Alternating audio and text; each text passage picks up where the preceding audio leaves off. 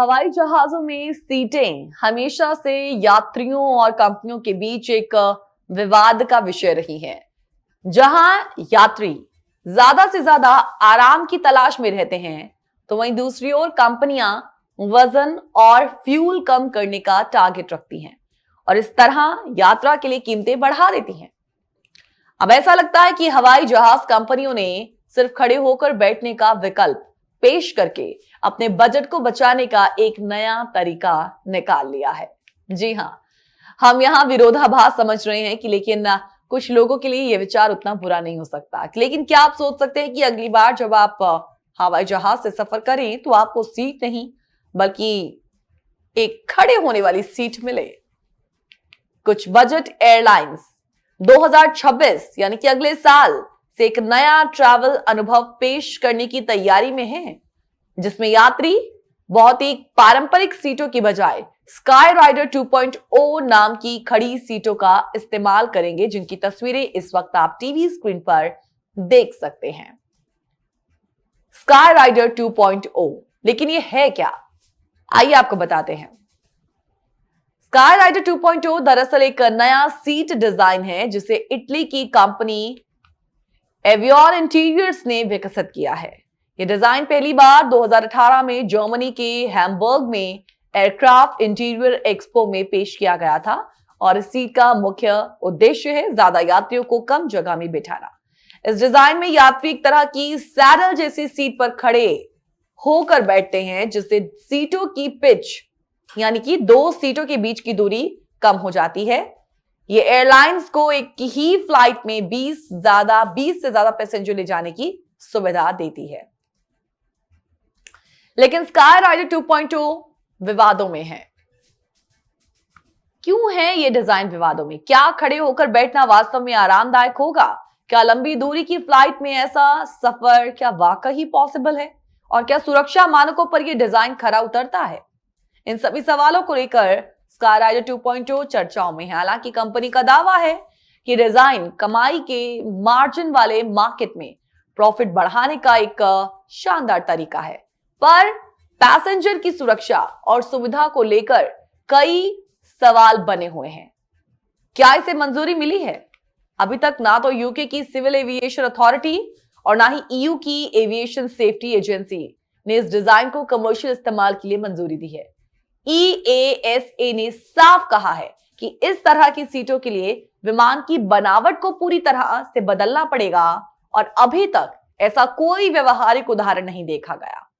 अब EASA के प्रवक्ता वो कहते हैं कि किसी भी एयरलाइन को अगर सीटें लगानी है तो उसे विमान के इंटीरियर को फिर से डिजाइन करना होगा और ये प्रूव करना होगा कि ये सीटें सुरक्षा और आपातकालीन एग्जिट मानकों पर खरी उतरती हैं। अगला सवाल यह है कि क्या ये सिर्फ एक रूमर है? हो सकता है। हाल ही में एक popular Instagram account entrepreneurship coach ने पोस्ट किया था कि कई बजट एयरलाइंस 2026 से इस तरह की सीटें प्रेजेंट करेंगी और इसके बाद यह खबर कई मीडिया प्लेटफॉर्म पर वायरल हो गई। लेकिन अभी तक एवियन इंटीरियर्स या किसी विमानन प्राधिकरण ने इस खबर की पुष्टि नहीं की है। अब अगला सवाल है कि यात्रियों के लिए क्या मतलब है इस नए डिजाइन का? चलिए समझते हैं इसे। देखिए, अगर तो ये डिजाइन लागू होता है तो हवाई यात्रा सस्ती हो सकती है। अब आप सोचेंगे कैसे? बजट एयरलाइंस का लक्ष्य होता है लागत कम करना और ज्यादा से ज्यादा यात्रियों को फ्लाइट में बैठाना। तो स्काई राइडर 2.0 जैसी सीटें बहुत कम जगह घेरती हैं, जिससे एक विमान में करीब 20 से ज्यादा यात्री बैठाए जा सकते हैं। जब प्रति उड़ान यात्रियों की संख्या बढ़ेगी तो एयरलाइन की प्रति व्यक्ति लागत बढ़ेगी। इसका असर टिकट की कीमत पर भी पड़ेगा, यानी कम खर्च में सफर पॉसिबल है। रिजल्ट, मिडिल और जो लोअर वर्ग के लोग हैं वो हवाई यात्रा को अफोर्ड कर पाएंगे, जिससे हवाई यात्रा ज्यादा लोकप्रिय और आम हो सकती है और कम दूरी की उड़ानों के लिए नई क्लास बन सकती है। जैसे भारतीय रेलवे में जनरल क्लास होता है, जहां कम किराए पर सफर तो होता है लेकिन आराम की सीमाएं होती हैं, ठीक वैसे ही स्काई राइडर 2.0 को एक खड़ी क्लास के रूप में देखा जा सकता है, लेकिन आराम और स्वास्थ्य के लिहाज से यह फैसला चुनौतीपूर्ण हो सकता है। अब चुनौतियां क्या हैं? देखिए, ये जो सीटें हैं वो पारंपरिक सीटों जैसी नहीं है। यात्री लगभग सैडल जैसी सिचुएशन में बैठते हैं, जिसमें कमर और पैरों पर प्रेशर बढ़ेगा। लंबे समय तक खड़े खड़े बैठने जैसी स्थिति में रहना थकावट होगी और पीठ दर्द और ब्लड सर्कुलेशन से जुड़ी समस्याएं पैदा हो सकती हैं।